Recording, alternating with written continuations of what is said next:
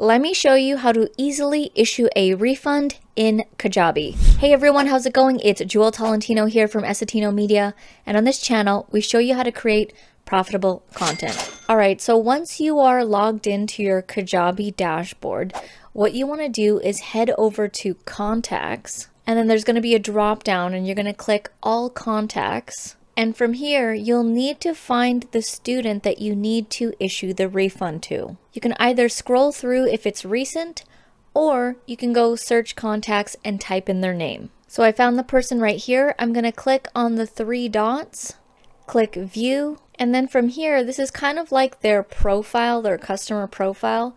I'm going to click on Purchases, and then it's going to show me the product, and in this case, it was a course that they purchased. And you want to click on More Info. Once you click on More Info, it's going to show you the purchase information and all that kind of stuff.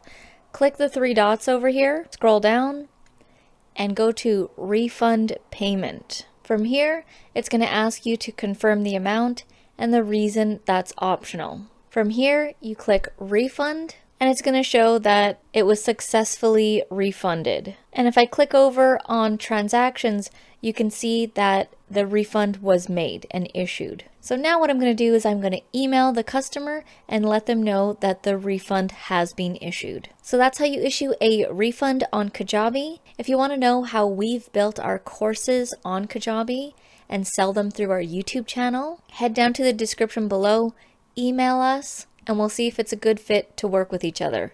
Thank you so much for watching, and I'll see you in the next video.